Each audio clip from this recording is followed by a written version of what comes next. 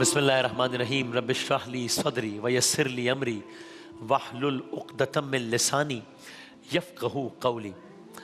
ابھی کچھ لمحات پہلے جب علماء کرام سے آن ایئر بات ہو رہی تھی تو جس طرح وہ فوکس کر رہے تھے کہ قرآن کریم پڑھنا تو بہت بہتر ہے ہی، تلاوت ہے، اس کی اپنی ایک شان ہے، نور ہے، ثواب کا تو کیا ہی بے حساب ثواب ہے، لیکن بہت ضروری یہ بھی ہے کہ قرآن کی آیت ترجمے کے ساتھ بھی پڑھی جائے، تفسیر بھی دیکھی جائے، کوئی واقعہ ہے تو جانا جائے، کہ یہ نہ ہو کہ ہم بس ایک آیت پڑھ کے نکل گئے، اور علم اگر ہو تو بہت اچھا ہے کہ اس کے پیچھے بات کیا ہے۔ تو یہ قصائص کے سیگمنٹ میں ایک کوشش ہماری یہ بھی ہوتی ہے کہ جہاں پر میں اپنے آپ کو سب سے پہلے رکھتا ہوں کہ میں سیکھوں، وہاں جو ہمارے خاص طور پہ جو ننھے دوست ہوتے ہیں، بزرگان تو سب جانتے ہیں، جو بچے ہوتے ہیں، جو ننھے دوست ہوتے ہیں، وہ ہم سب مل کے سیکھیں بھی کہ بھئی یہ آیت ہے تو اس کا کیا مطلب ہے، اس کے پیچھے کیا واقعہ ہے۔ تو آج بھی جس واقعے کی دوسری قسط ہے اور ہوپ فلی آخری قسط، یہ سورہ بقرہ کی ایک آیت کا ترجمہ ہے یا کچھ، اور اس میں اس کے پیچھے ایک واقعہ چھپا ہے، اور وہی واقعہ ہم آپ کی خدمت میں عرض کر رہے ہیں۔ اور اس واقعے کے آخر میں اب سے کچھ منٹ بعد جب میں وہ آیت آپ کے سامنے پیش کروں گا، اس سے پہلے جب مجھے یہ قصہ نہیں معلوم تھا، میں نے بھی آیت پڑھی اور آگے نکل گیا۔ اب جب یہ قصہ معلوم ہوا، اب جب بھی میں آیت پڑھوں گا تو it will make a lot of sense کہ اچھا یہ اتنی اہم آیت ہے، ہر آیت ہی اہم ہے قرآن کی ظاہر ہے، لیکن اچھا اس کا یہ مطلب ہے۔ تو اس واقعے کے آخر میں یہ آیت بھی میں آپ کی خدمت میں عرض کروں گا، اور پھر آپ کی نظر سے جب بھی آیت گزرے گی تو آپ اس کا لطف لیں گے۔ لطف لینے کا مطلب ہے کہ آپ اندازہ ہوگا کہ یہ کیا بات کیا ہو رہی ہے۔ خلاصہ کیا تھا اب تک کی داستان کا؟ یہ ایک بادشاہ کی کہانی ہے۔ ایک بادشاہ ہے، اور یہ جیسے میں نے کہا قرآن میں ہے، یہ بادشاہ ہے، بہت خوفزدہ ہے۔ خوفزدہ کس بات سے ہے؟ اس کا سامنا ہو گیا ہے موسیٰ علیہ السلام اور ان کی قوم سے۔ یہ بادشاہ ڈرتا ہے کہ موسیٰ علیہ السلام کی قوم کے ہاتھوں میری سلطنت ختم نہ ہو جائے، بہت ڈر رہا ہے اب یہ۔ تو اس کی قوم میں ایک اللہ والا ہے، بہت اللہ والا ہے، جس کی تعریف اللہ تعالیٰ نے کی ہے قرآن کریم میں، اتنا اللہ والا۔ یہ بادشاہ اللہ والے کے پاس جاتا ہے اور اس سے کہتا ہے کہ آپ ایک کام کیجئے، موسیٰ علیہ السلام کے خلاف آپ بد دعا کیجئے۔ یہ ایسا اللہ والا ہے کہ اس کی کوئی دعا رد نہیں ہوتی، یہ جو دعا کرتا ہے قبول ہوتی ہے۔ لیکن اب عجیب معاملہ ہے کہ بادشاہ کہہ رہا ہے کہ اللہ کے نبی کے خلاف بد دعا کرو۔ اب جب اس سے اللہ کے نبی کے خلاف بد دعا کرنے کا کہا گیا، اس نے انکار کر دیا، میں یہ نہیں کر سکتا، اللہ والا تھا۔ اب بادشاہ نے کیا کیا؟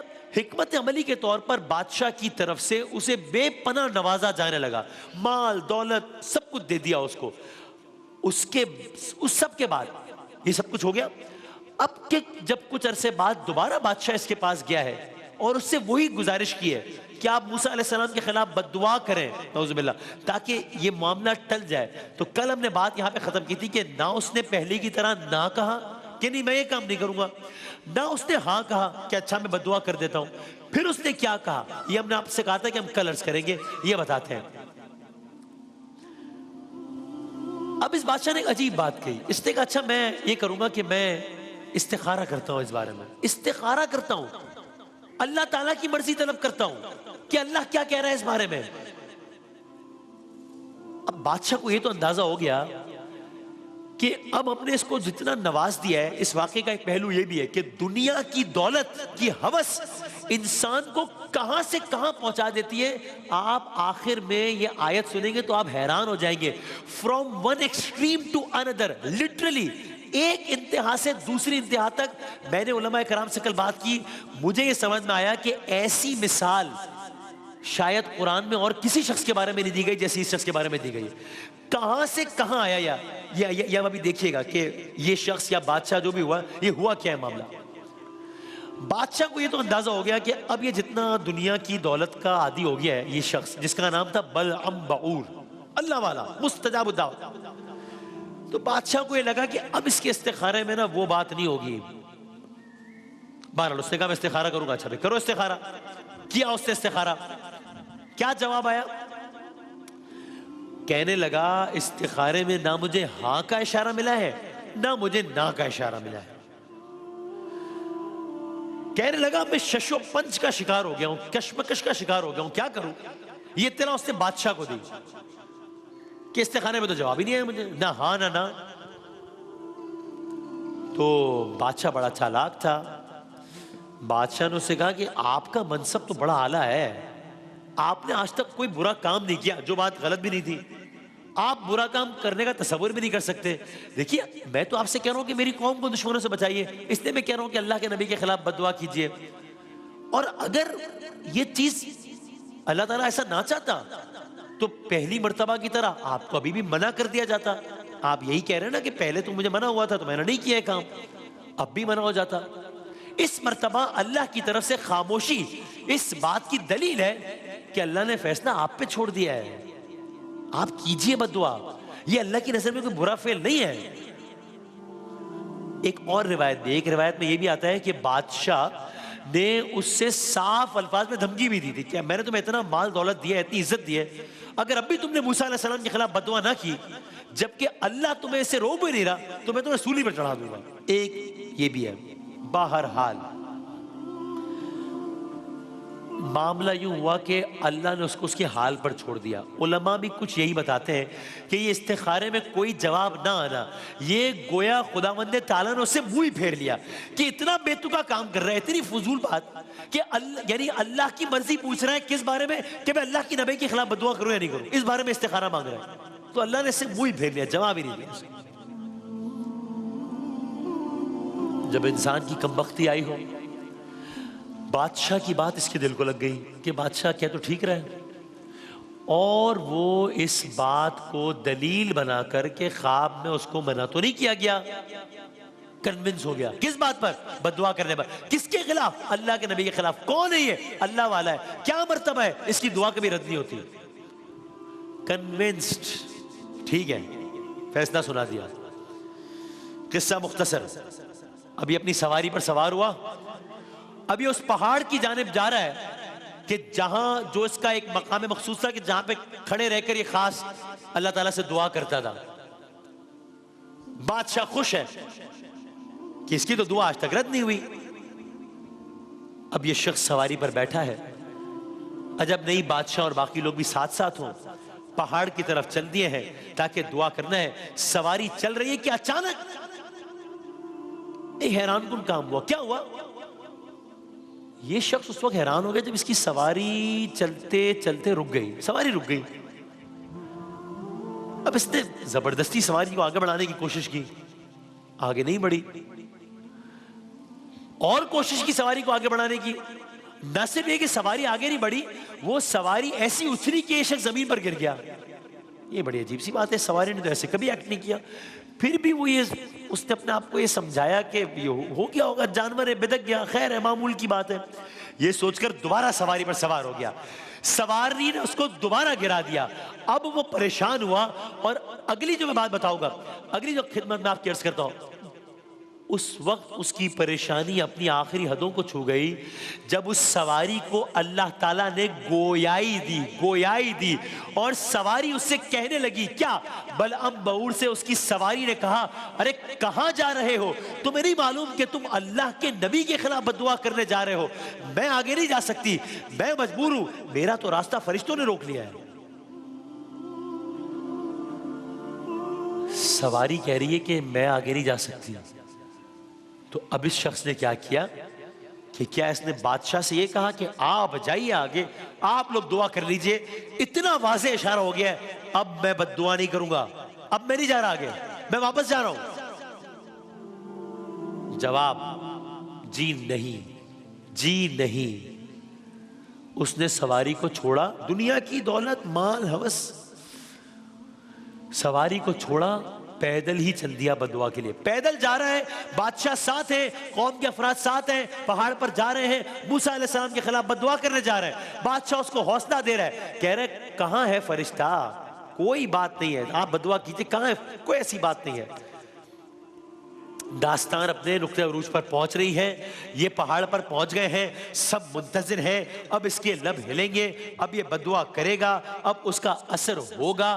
بادشاہ منتظر, رعایا منتظر, بلعم بہور بھی منتظر, لیکن منتظر سے پہلے مضطرب, مگر بہرحال دعا کرنے پر آبادہ. پہاڑ پر یہ کھڑا ہے, ساری نظریں اس کی طرف ہیں, اس کی نظریں آسمان کی طرف ہیں, اس کا دستے دعا بلند ہوئے. اب جب اس نے ہاتھ اٹھایا, دعا کے لیے لب ہلائے, دعا کے لیے زبان کھولی, عجب معاملہ ہو گیا. کیا ہوا؟ حیرت انگیز طور پر اس کی خواہش کے برعکس اس کے منہ سے بد دعا تو نکلی, لیکن کس کے لیے بد دعا اس کے منہ سے نکل گئی؟ اپنی ہی قوم کے لیے. یہ کیا ہو گیا؟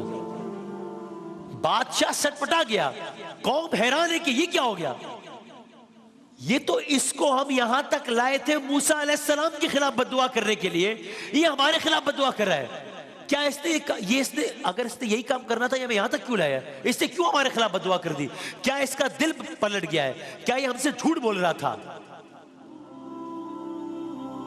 بادشاہ حیران، قوم کے لوگ حیران، ارے تمہیں تو موسیٰ علیہ السلام کے خلاف بددعا کرنی چاہیے تھی، تم نے ہمارے ہی خلاف بددعا کر دی۔ اس شخص نے کہا ارے یہ کام میں نے اپنی مرضی سے نہیں کیا، تم یہ نہ سمجھو کہ میں نے جان کر تمہارے خلاف بددعا کی ہے، مجھے بھی نہیں معلوم کہ یہ کام کیسے ہوا، میں نے تو اپنے لب ہلائے تھے اس ارادے کے ساتھ کہ میں اللہ کے نبی کے خلاف بددعا کروں گا، نہ جانے کب میرے منہ سے کیا الفاظ ادا ہو گئے۔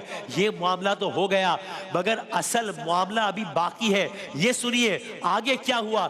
بات یہاں پہ رکی نہیں، اتنی دیر میں سب نے عجب منظر دیکھا، یہ شخص جو اللہ والا تھا، اب میں اللہ والا ہے کہ لفظ استعمال نہیں کروں گا، اللہ والا تھا، اب اچانک اس کی زبان اس کے منہ سے نکلی اور اس کی حیت کتے کی زبان جیسی ہو گئی۔ میں یہ لفظ کیوں استعمال کر رہا ہوں، سخت لفظ ہے، میں کیوں استعمال کر رہا ہوں آگے آپ کی خدمت میں عرض کروں گا۔ اس کی حیت کتے کی زبان جیسی ہو گئی، اتنی لمبی ہو گئی اس کی زبان گویا اس کے سینے پر لٹک گئی۔